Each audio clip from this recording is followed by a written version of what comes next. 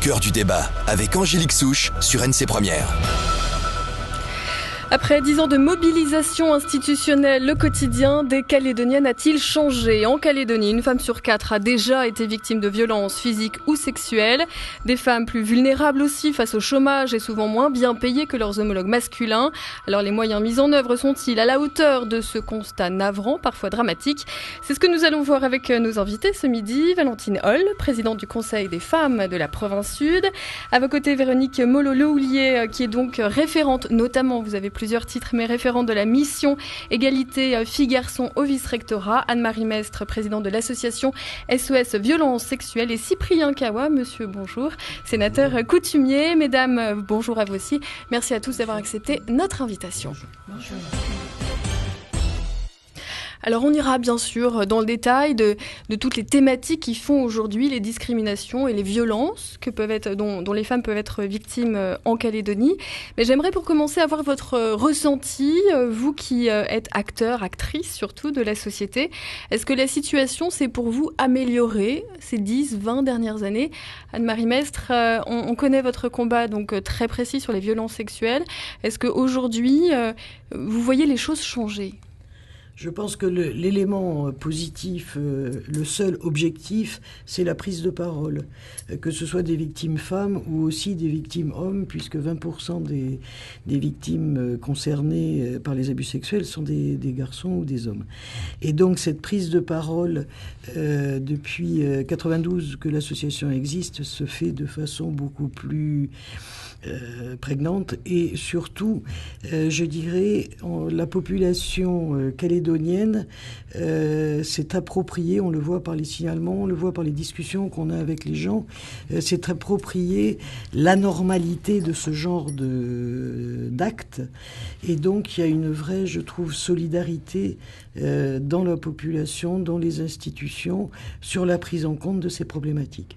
Est-ce que les faits, eux, diminuent en quantité ou en gravité ? Non, les faits ne diminuent pas parce que, si vous voulez, d'abord la prise de parole fait que la révélation est plus importante et puis aussi on assiste à ce qu'on constate dans d'autres domaines, en particulier sur le plan de la délinquance au sens plus général du terme, au fait que beaucoup de jeunes sont en manque de repères complets et qu'on paye dans ce domaine comme dans d'autres 30 ans ou plus de carence sociétale et que des gamins n'ayant aucun repère vont se livrer à des actes de violence majeure sans aucun souci. Et donc, si vous voulez, le jour où l'association aura plus besoin d'exister, on sera absolument ravis.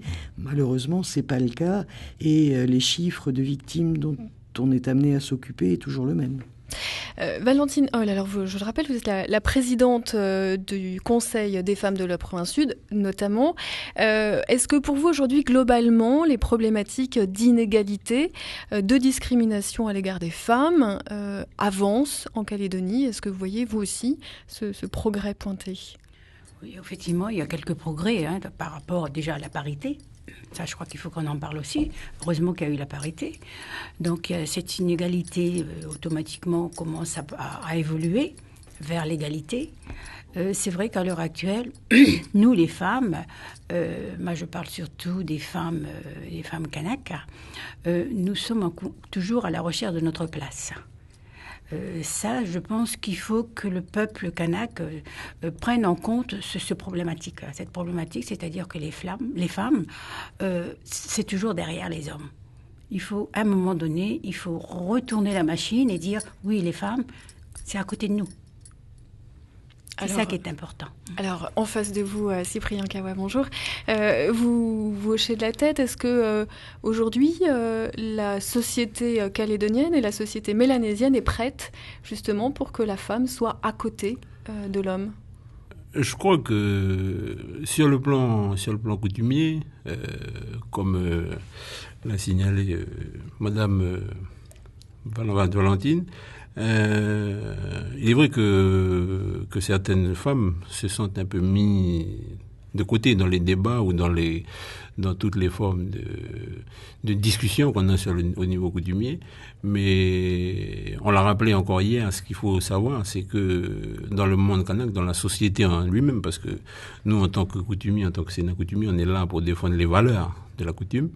la femme a une place aussi importante que l'homme, puisque dans les valeurs qui régissent la coutume kanak, quand on parle d'oncle maternel, ça parle de la naissance de l'enfant, où les oncles sont honorés par rapport à la maman, au mariage, les oncles sont encore honorés une nouvelle fois par rapport à la maman, et quand on arrive à la fin de vie, où il y a le décès, encore une fois, c'est la maman qui a tout l'honneur de la place que l'on donne dans le monde kanak. Maintenant, en ce qui concerne l'évolution du pays, parce que c'est sûr que en 137 ans ou 150 ans d'histoire de notre pays, est-ce que le monde kanak, est-ce que la société en elle-même, comment pourrait-elle s'organiser aujourd'hui pour conjuguer ces deux droits, puisqu'on est du droit coutumier et qu'il y a le droit commun qui est en face? Il faut trouver un juste milieu pour que les choses et les valeurs s'accompagnent. Mais dans la coutume, sur le fond des choses dans la coutume, il est inacceptable de dire qu'on interdirait aux femmes de s'émanciper, hein, et d'avancer dans le monde d'aujourd'hui. Voilà. Aujourd'hui, on l'a rappelé hier, on a des femmes chefs de clan, on a des femmes présidentes de conseil des anciens.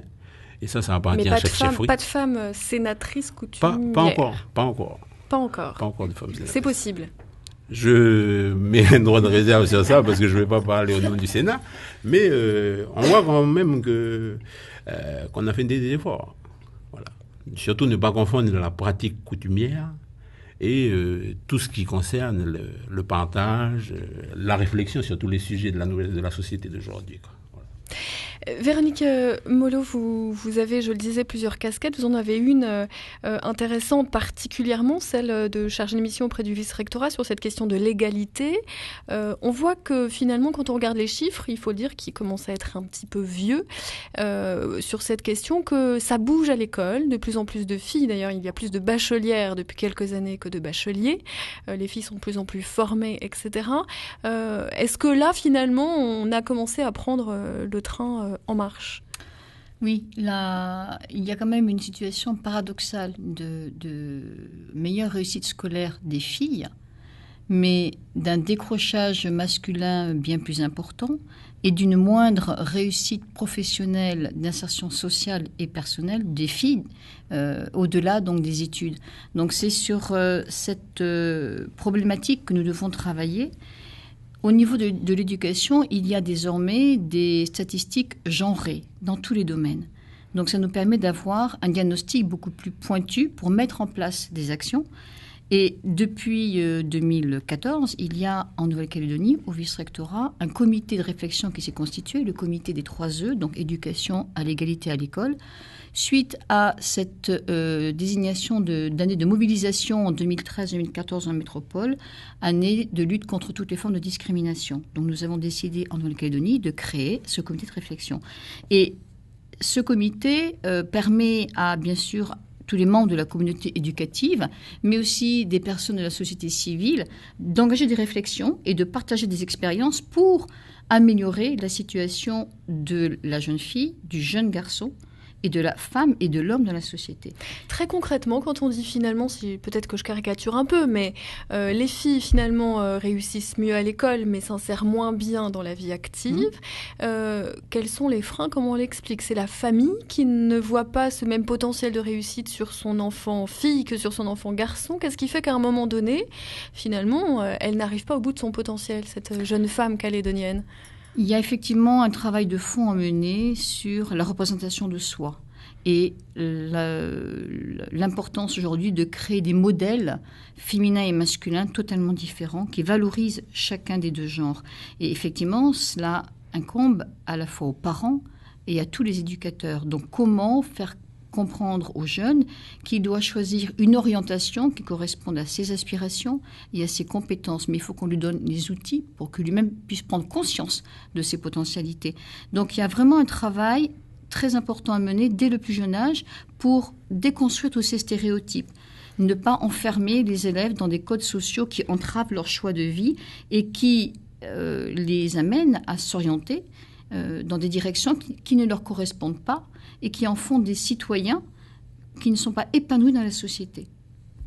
Anne-Marie Mestre, cette question de la représentation des genres, de la place de chacun, on imagine que sur la construction aussi de ce qu'est une vie sexuelle et donc de ce que sont des comportements divergents et donc graves, quelle est la place aujourd'hui de l'école, de la famille? Est-ce qu'on voit un petit peu tout ça? Moi, j'ai toujours pensé que la famille avait un rôle prééminent dans la transmission des valeurs et dans la transmission des règles sociales.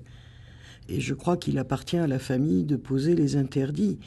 L'école, elle est là pour enseigner, elle n'est pas là que pour éduquer et se substituer aux parents en termes d'éducation. Les coutumiers, c'est pareil, ils ont des règles de vie sociale à donner. Et pour les non-Kanaks, il y a l'environnement social dans lequel on est qui impose aussi ces règles. Et on a l'impression que beaucoup se sont émancipés de ces règles de vie sociale. Soit ils les ont jamais eues, ce qui là est très très grave, soit on n'a pas supposé les interdits. Et encore une fois, je suis persuadée que c'est pas à l'école de se substituer d'abord au milieu social et familial. Avant, il y avait les églises, il y avait les parents, bon, et tout ça est parti un peu en bouillon de bread, c'est une expression métro, mais et ces rôles-là ne sont plus suffisamment à mon avis, assurés. Et je crois qu'il est important de reposer les fondamentaux, qui sont des fondamentaux universels, si vous voulez.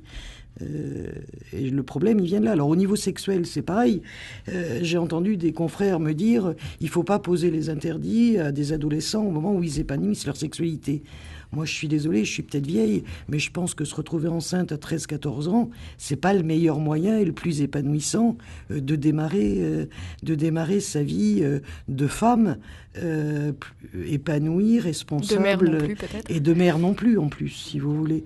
Donc, je crois qu'il y a un moment où il faut que nous, qu'on soit parents, qu'on soit coutumiers, qu'on soit enseignants, quel que soit le rôle qu'on a dans la société, on ait le courage de poser les choses et de se dire à quel niveau, moi, je suis responsable de cette déliquescence, entre guillemets, parce qu'en plus, c'est en vouloir beaucoup aux enfants de ne pas leur donner les outils qui leur permettront d'être des adultes et des citoyens de demain.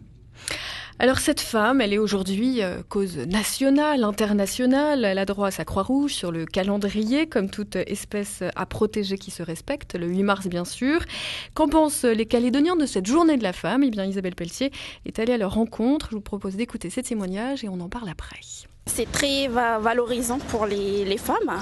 Ça permet aux femmes de s'émanciper un peu dans la société et puis d'être libres. Ça symbolise la journée où on va spécifiquement penser à la femme et j'allais dire ne pas oublier qu'elle a une place très importante dans la société et ça me semble important qu'il y ait une journée qui soit consacrée à la femme. Ça représente rien du tout parce que pour moi la journée de la femme c'est 365 jours sur 365. Je vois pas pourquoi on fait une journée de la femme, on pourrait faire une journée de l'homme aussi à ce moment-là. C'est utile, c'est très bien, surtout au jour d'aujourd'hui parce que maintenant il y a eu tant de nos parents, là, puis en majorité les femmes restaient à la maison. Je parle des Océaniens. Maintenant en majorité tout elles travaillent. S'il n'y a pas la femme, hein, qu'est-ce que feront les hommes aujourd'hui? La gente féminine, elle est quand même représentative dans notre société et puis de toute façon, oui, c'est une belle fête. La féminité, elle est irremplaçable. Donc, voilà, il y a une journée qui est fêtée et moi je trouve ça très bien. On parle un peu des problèmes des femmes et au moins les gens ils comprennent un peu ce que les femmes elles vivent. Je trouve ça très bien dans la mesure où la femme puisse lui rendre hommage, quoi, hein. Elle passe plus de temps avec les enfants. Pour moi c'est très bien.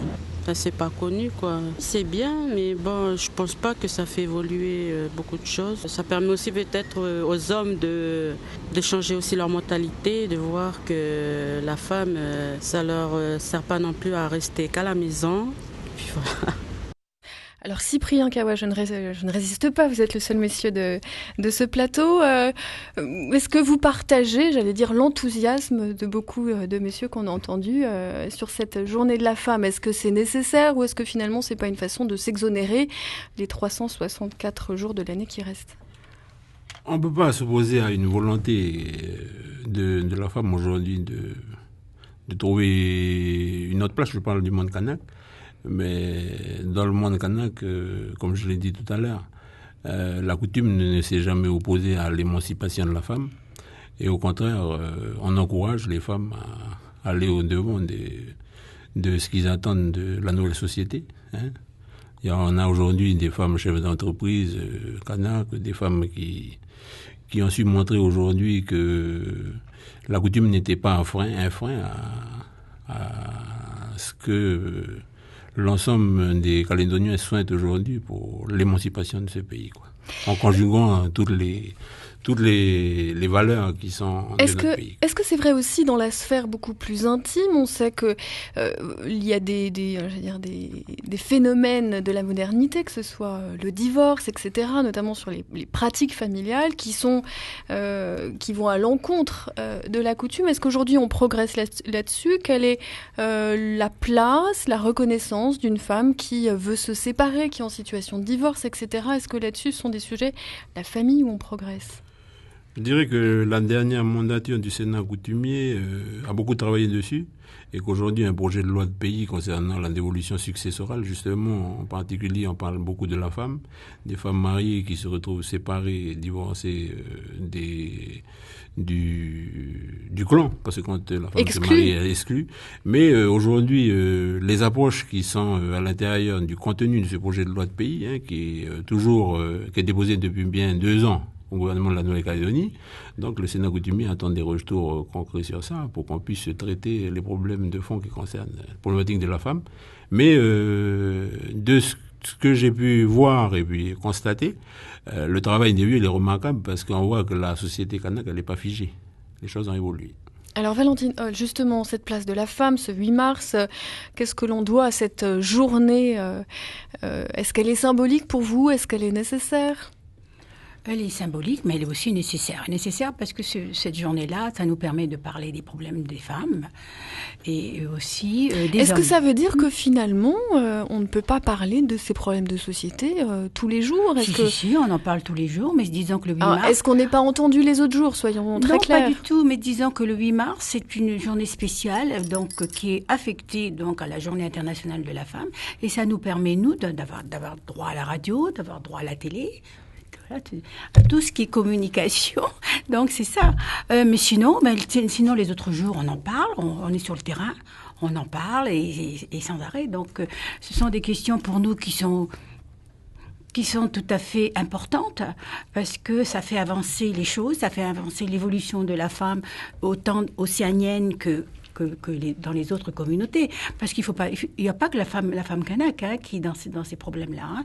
Il y a toutes les femmes des autres communautés aussi.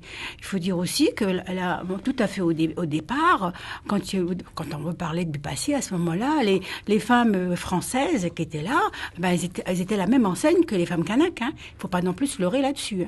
Bon, après, il y a eu cette évolution et tout, donc c'est vrai que les femmes françaises ont beaucoup plus évolué parce que nous avons été pris dans la coutume et dans la culture kanak. Mais c'est vrai, comme disait Cyprien, nous avons une place. Nous avons une place dans la coutume. Mais ce qui est important, c'est qu'il faudrait aussi que nous ayons une place dans cette société-là. Et la place de la femme kanak dans cette société-là, il faut aussi qu'elle soit prise en compte par la société kanak. C'est ce que je dis aussi. Cette place-là, il faut que la coutume la prenne aussi en compte. Il ne faut pas dire, oui, la femme, elle a tout ce qu'il faut. Non, il y a aussi cette coutume qui est derrière elle. C'est ça qui est important à dire, qui est important à faire évoluer. Et quand on vous écoute, on se dit quand même tous, les femmes en Calédonie, c'est 50% de la population. Et pourtant, on parle aujourd'hui encore de nous, les femmes, comme d'une minorité qu'il faut défendre, qu'il faut protéger, dont il faut parler. Est-ce qu'en tant que militante, j'allais dire de la première heure, Véronique Molo, est-ce que c'est pas choquant? Est-ce que c'est pas à un moment donné un petit peu désespérant? Désespérant, non, mais en tout cas, il faut saisir toutes les occasions de se manifester. Donc, s'il y a une journée, ne serait-ce qu'une journée dans l'année, où on met vraiment le focus sur la femme, eh bien, il faut ne pas être écarté de cette célébration, parce que comme toutes les célébrations, finalement, elles signifient quoi? Ne pas oublier. Pour nous, les femmes, c'est n'oublions pas que rien n'est acquis. Il y a des avancées, mais il y a encore beaucoup de choses à mener. Donc, c'est un peu comme une rentrée des classes. On se retrouve, on fait un petit état des lieux et on se remotive parce que quand on se mobilise, eh bien, on fédère beaucoup de gens et on partage nos expériences. Ça nous renforce pour aller beaucoup plus loin. Donc, cette date-là du 8 mars, elle pourrait, oui, quelque part être injurieuse. Mais il faut dépasser ça et au contraire se dire c'est pas grave, on continue, on maintient nos engagements et c'est peut-être une journée qui nous permet de ne pas perdre la foi dans les actions qui sont menées, parce que parfois, on aurait certainement l'occasion de le faire quand on prend conscience, comme l'a dit Mme Metz tout à l'heure, des violences faites aux femmes qui ne diminuent pas pour autant. Voilà. Anne-Marie Metz, justement, on entend des évolutions sur l'éducation, etc. Vous, cette journée du 8 mars, qu'est-ce qu'elle représente? On vous sent peut-être un petit peu sceptique. Pour moi, ça ne représente pas grand-chose. Bon, c'est bien qu'on en parle, mais si vous voulez résumer les femmes au problème de violence faite aux femmes, c'est quand même une vision éminemment restrictive. D'autre part, avoir des effets d'annonce le 8 mars et après s'apercevoir que ça ne change pas grand-chose. Le problème, c'est qu'il ne faut pas qu'on considère que les politiques ont toutes les cartes en main, tout doit leur être dévolu, ils vont nous faire une charte, ils vont nous faire un truc, ils vont nous faire un machin. Mais au départ, si vous voulez, je crois que ce qui est important, c'est que chacun, les femmes, mais aussi les hommes, s'approprient sa vie en disant « je suis acteur de ma vie et je ne la subis pas ». Et c'est, à mon avis, la démarche essentielle à faire, d'arriver à dire aux femmes, aux petites filles, à tout le monde « votre vie, elle est à vous, faites-en ce que vous devez ». Avec les outils que les adultes vont vous donner. Alors on parlait tout à l'heure d'éducation, d'enseignement, de ci, de ça. Je crois que c'est un problème beaucoup plus générique. Et si vous voulez représenter ça en disant c'est la journée de la femme, comme si c'était une espèce à protéger, c'est un problème social et sociétal au sens large du terme, en disant prenez-vous en main. Vous êtes une fille, vous pouvez le faire. Vous êtes un garçon, vous devez le faire aussi. Et il n'y a pas de souci. Mais si vous voulez, je trouve que c'est une vision assez condescendante. Et puis, c'est toujours les mêmes schémas. C'est la violence, c'est l'ethnocentrisme, c'est ci, c'est ça. Les différences de salaire, on le sait. Qu'est-ce qu'on voit bouger au niveau, par exemple, je sais pas moi, des décisions qui sont prises localement? Je sais pas, moi je suis là que depuis 30 ans, mais enfin ça a évolué, ça avance.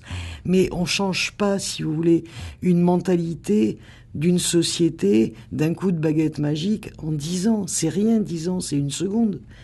Il faut qu'on se donne le temps, il faut qu'on en parle, il faut que tout le monde travaille dans la même direction. Et puis un jour, on fera un pays magnifique où il y aura... Une journée, le 9 mars, la journée de l'homme. Voilà, qu'il faudra protéger parce que déjà on les oublie. Alors justement, on ne les oublie pas parce que ça c'est aussi une recommandation de l'ONU. Il est important d'impliquer les hommes dans toutes les instances de réflexion et il y a beaucoup d'actions qui sont menées à l'occasion de la journée du 8 mars et qui invite les hommes justement à s'exprimer au contraire. Alors c'est le cas cette année à UVA. Et donc UVA et puis non mais c'est important de leur demander à eux aussi que pensez-vous de la journée de la femme, que pensez-vous de cette et les hommes on vit avec, on vit pas contre. Non mais justement, on vit à côté. Justement. Donc voilà. Si vous voulez, ça me semble une vision totalement, je dirais, artificielle et déconnectée de la vraie vie, de dire c'est le 8 mars. Dans notre grande bonté, nous allons condescendre à inviter les hommes pour qu'ils nous écoutent. Alors, il ne s'agit pas de bonté, c'est au contraire leur dire, non, je suis écoutez, ironique. ce jour-là, on aimerait bien, parce que les femmes s'expriment toujours dans un espace assez circonscrit et typiquement féminin. Donc, on est toutes convaincues. Si on a, comme aujourd'hui, voilà, des hommes qui prennent la parole, c'est bien parce qu'ils entendent un petit peu quelles peuvent être les doléances des femmes. Et voilà, demain matin, eh bien, les hommes sont invités à venir écouter le débat qui se tiendra à la galerie L'Éclectique à Lansvata, où ce sont des décideurs qui seront invités à s'exprimer sur cette journée, avec aussi des lycéens. Je crois que tous ces moments, toutes ces actions, petit à petit, eh bien, elles font évoluer les mentalités. C'est important. Alors, on l'a dit, il y a malgré tout un progrès, notamment de prise de conscience des institutions, de la classe politique, a priori, avec une commission à la province sud, une commission de la femme, des droits des femmes, au gouvernement, enfin, une chargée au gouvernement des Ouïghours et une commission au Congrès. Valentine Holl, est-ce que ça contribue finalement à... Est-ce que c'est ça qui peut faire changer les mentalités, comme le disait Anne-Marie Mestre? Est-ce que finalement on met les moyens au bon niveau? Si vous me parlez des institutions, moi je vous dirais, pour moi, ils n'existent pas. Hein. Déjà, pour commencer. Parce que les moyens, d'abord, concernant les femmes, ils en mettent très peu des moyens. Déjà, au départ. Donc, concernant les institutions, moi, je voudrais d'abord qu'ils prennent en compte d'abord déjà le travail des femmes. C'est-à-dire, quand vous dites qu'ils ne mettent pas de moyens, qu'est-ce qu'il faudrait faire aujourd'hui? Quand on parle de moyens, on parle de communication, on parle d'argent. Qu'est-ce qu'on pourrait faire aujourd'hui? Par exemple, pour les subventions, nous avons beaucoup d'associations de femmes qui attendent toujours leurs subventions parce que je pense que pour eux, en fait, les associations de femmes, ça importe peu. Bon, quelque part, moi, je suis révoltée contre ça. D'ailleurs, je suis allée dernièrement, je leur ai dit, ça suffit. Nous travaillons pour les femmes au quotidien, non seulement pour les femmes, mais aussi pour les hommes, parce que nous sommes complémentaires. Moi, je sais que nous, dans notre conseil, nous avons des hommes qui viennent nous trouver, nous dire « aidez-nous ». On les aide. Alors, quelque part, il faudrait peut-être que les institutions prennent en compte toutes les associations des femmes qui bossent. Parce que là, ça suffit. Mais elles bossent finalement, j'ai envie de vous dire, à faire quoi? À revenir sur cette éducation, à accompagner les familles? Elles bossent à faire avancer les choses, à faire avancer par exemple les femmes dans leur situation. C'est vrai que nous on rencontre beaucoup de femmes qui ont des enfants, dont l'homme est parti, parce qu'il faut savoir aussi, il faut se dire aussi, je m'excuse de le dire, dans la société kanak, les hommes c'est très bien, ils arrivent, ils font des gosses, ils font des enfants, et puis après ils s'en vont. Pourquoi? Parce que j'ai l'impression qu'il y en a quelques-uns, j'ai réglé deux, trois problèmes avec des femmes qui se retrouvent avec 3 enfants et lui, il s'en va. Mais ça l'intéresse pas à la limite. Je dis, il y a un problème par rapport à ces hommes, ils n'ont aucune notion de la responsabilité parentale. Cyprien Kawa, je veux vous faire réagir. C'est pas spécifique, mais il y en a quelques-uns quand même, Anne-Marie. Il y en a quelques-uns, moi je peux te le dire, parce que c'est des situations que j'étais obligée, moi, de prendre en compte. C'est que c'est pas parce qu'ils sont Kanak oui, mais enfin, là, moi, je suis d'accord avec toi, mais les situations que moi j'ai pris en compte, ce sont justement des Kanaks.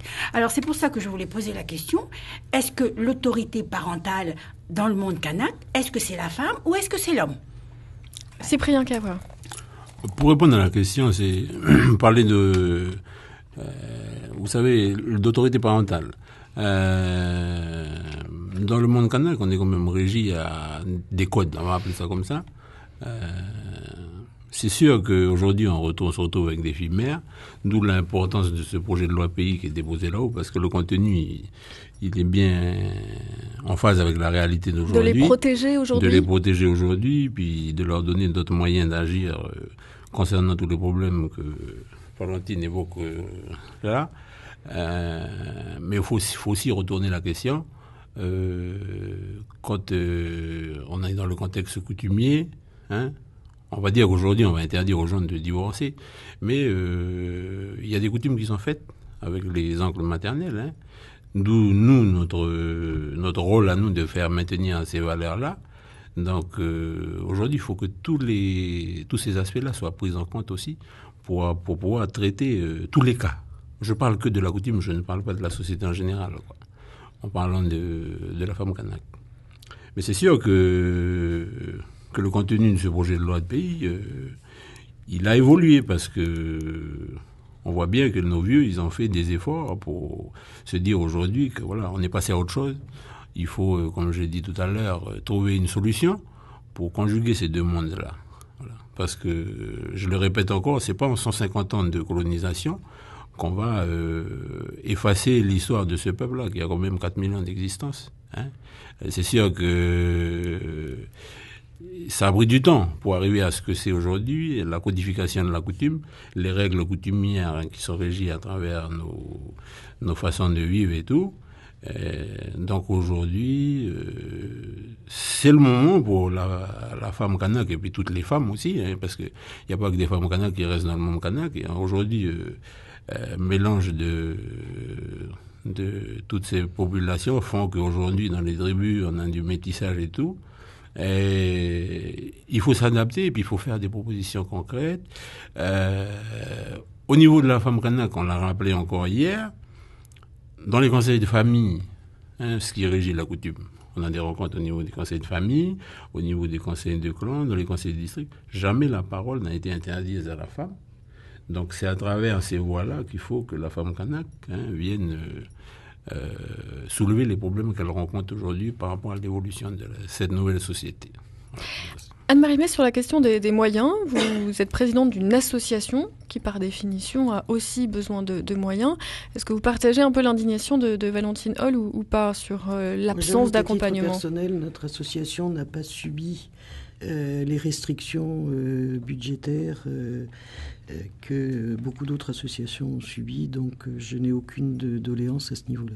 Et est-ce que vous estimez qu'on en fait assez, justement ? Vous l'avez dit encore, c'est quelque chose de compliqué d'aller changer les mentalités, c'est un investissement dans le temps. Est-ce qu'aujourd'hui, je pose la question largement, la société calédonienne investit justement dans l'éducation avec un grand E de ses enfants et de cette question de la place de la femme, du respect entre hommes et femmes ?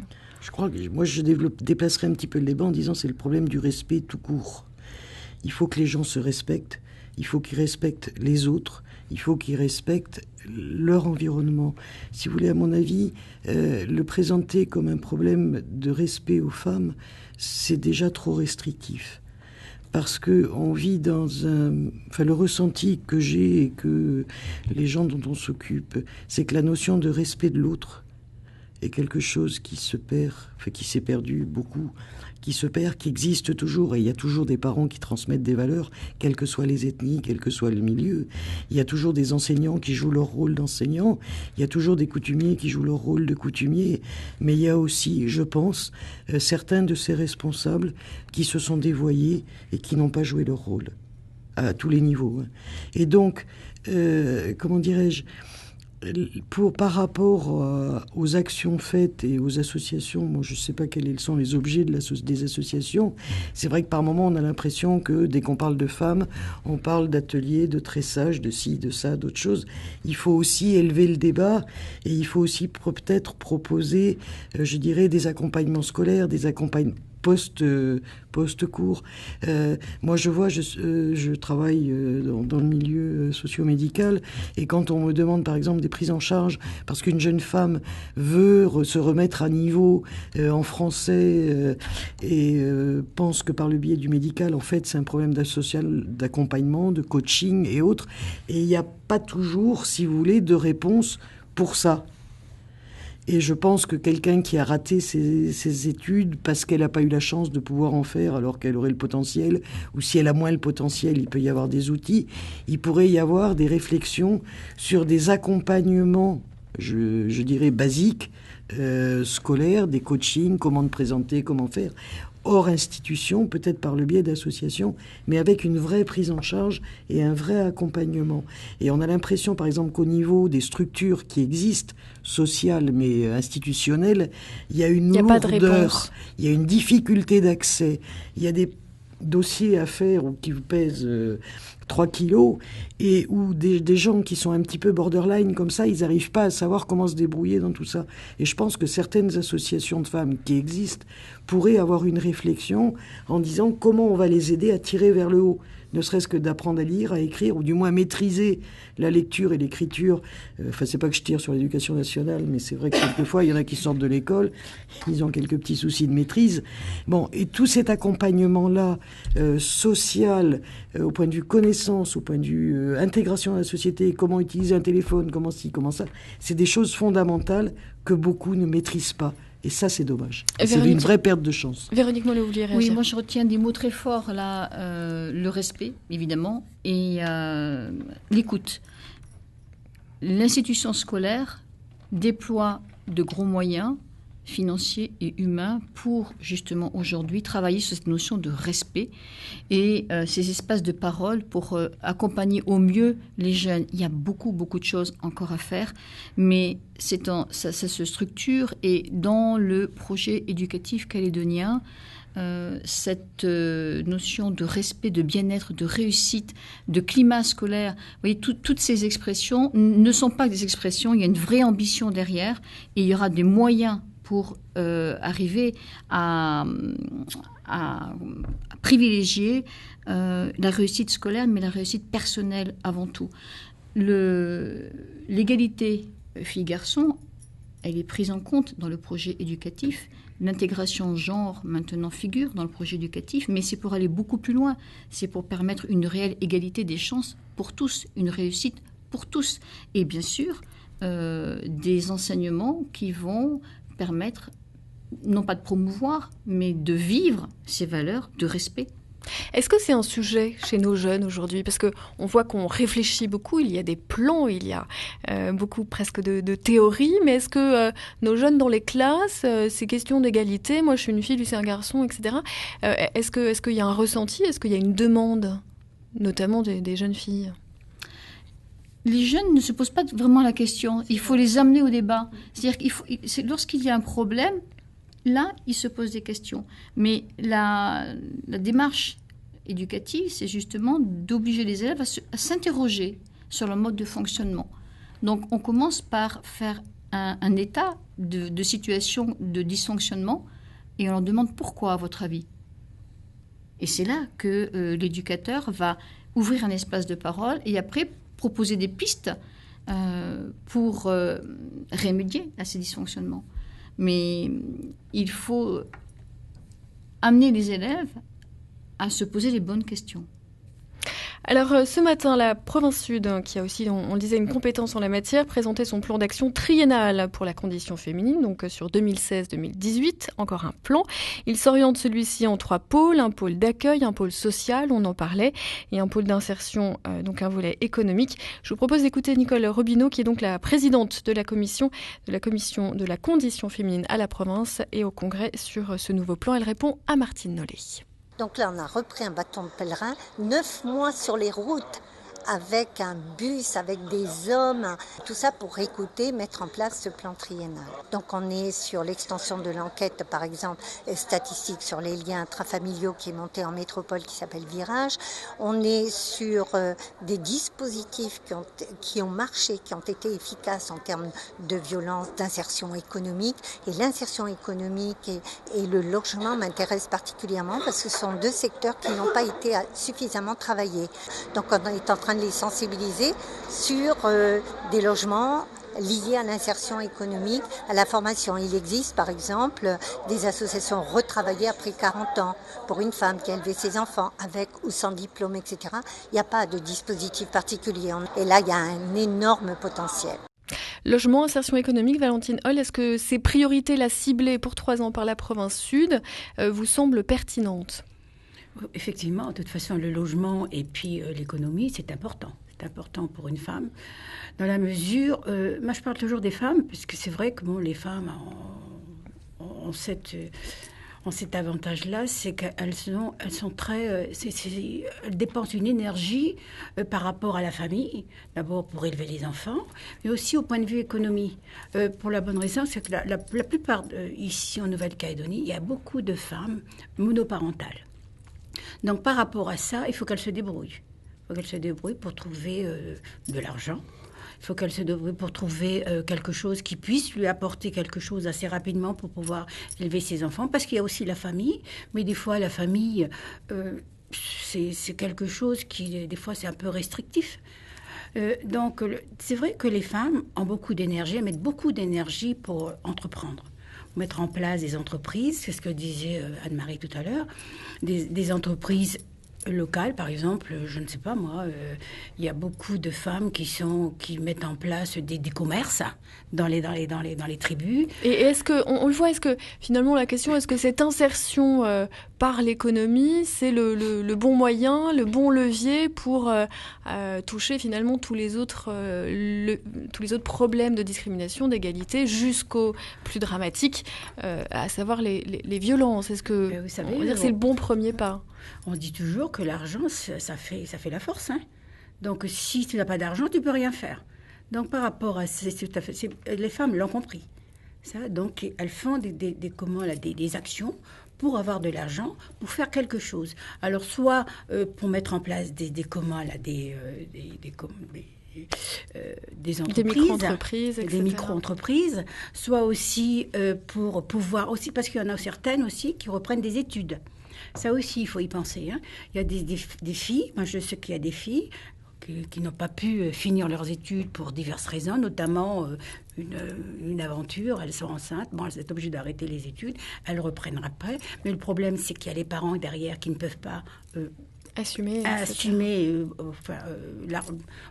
le règlement des études, donc il faut qu'elles travaillent.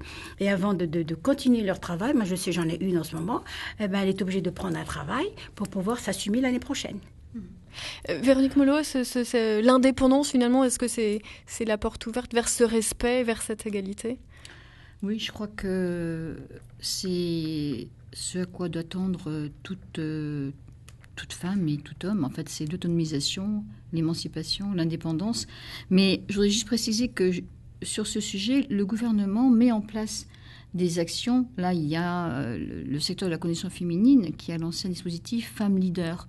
Parce que justement, l'objectif, c'est de permettre à ces femmes, d'abord de reprendre confiance en elles-mêmes et d'avoir l'audace de créer une société, de se donner les moyens de participer à des modules de formation pour être donc indépendante financièrement. Mais l'indépendance financière, c'est pour aller beaucoup plus loin dans l'épanouissement.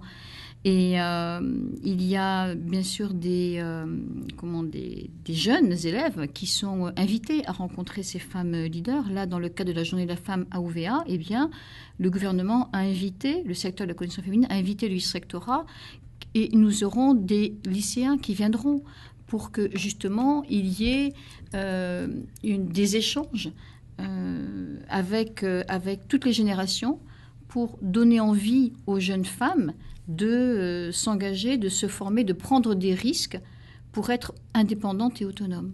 Anne-Marie Mestre, est-ce que cette problématique économique pour vous est loin ou au contraire, finalement, on a des transversalités, des résultats sur, je le disais, le pire, c'est-à-dire vous, des victimes de violences sexuelles. C'est pas spécifique. Je disais tout à l'heure, l'important, c'est que chacun s'approprie sa vie et ne la subisse pas. Donc ça commence par là. À mon avis, ça commence par là. Et cela dit, c'est pas. Je crois certaines ne travaillent pas par choix. D'autres ne travaillent pas parce qu'elles n'ont pas les bagages, parce qu'elles n'ont pas trouvé de boulot, parce qu'on connaît le contexte économique, il y a plein de facteurs. Mais c'est vrai que le fait d'avoir une autonomie sociale, professionnelle, avec un salaire qui rentre, ça donne à ce moment-là un moyen énorme de s'approprier sa vie et de la choisir. Ça ne veut pas dire que tout le monde doit travailler, ça doit rester un choix. Ce qui est regrettable, c'est que des gens se retrouvent en galère, contraints et forcés parce qu'ils ont subi. Et c'est là où est le problème, si vous voulez. Soit ils n'ont pas su acquérir les outils, soit on ne les a pas aidés, soit ils n'ont pas su s'en servir. Il y a plein de paramètres qui rentrent en ligne de compte. Et à mon avis, la seule chose à laquelle il faut qu'on arrive, que ce soit une mini-entreprise, que ce soit un travail salarié, c'est que chacun puisse décider ce qu'il veut faire de sa vie. Alors c'est peut-être très utopique, on n'est pas encore là, mais je crois que c'est ça qui compte au départ. Cyprien Kawa, et c'est vous qui aurez le dernier mot, est-ce que cette notion-là, que la femme finalement, qu'elle soit kanak ou pas, soit libre de ses choix, libre d'évoluer dans sa vie, dans sa trajectoire, est-ce que pour vous aujourd'hui, tous les hommes en Calédonie sont prêts à ça ? Y compris, vous avez parlé du respect des valeurs de la coutume. On sait que l'individu, le parcours individuel est parfois un petit peu en contradiction avec l'intérêt du groupe. Oui. Pour le mot de la fin, je dirais que il ne faut pas que les femmes kanaks se sentent mises de côté par la coutume. Hein. Je pense que aussi il faudrait valoriser les choses qu'ils font au sein même de la tribu, au sein des chefferies, parce que il faudrait juste venir participer dans les grands moments où il y a des grands rassemblements coutumiers, où on a plusieurs centaines de personnes qui sont là, pour voir le travail exceptionnel que la femme kanak fait au sein même de sa... Qu'est-ce qu'elle apporte ? Qu'est-ce qu'elle apporte aujourd'hui à la coutume ? En 2 mots, je dirais que si la femme n'est pas là, la coutume ne marcherait pas. Quand on parle de nos valeurs, quand on parle de tout ce qu'on fait, des pratiques coutumières, la coutume ne marcherait pas si la femme n'est pas là, parce que dans tout ce qui est échange, dans tout ce qui est travail purement coutumier, dans les échanges coutumiers, dans les valeurs qui sont véhiculées à travers les mariages ou le deuil ou la naissance, puisque c'est les valeurs qui sont les plus mises en avant dans la transmission, la femme joue un rôle très important. Et on se quittera sur ce mot de la fin. Merci à tous les 4 d'avoir participé à cette émission qui sera rediffusée dimanche à 17h pour ceux qui auraient raté quelques minutes de l'émission. Et puis bien sûr prochainement sur notre site internet www.ncpremière.nc. Restez en notre compagnie sur la première tout de suite pour un bon début d'après-midi.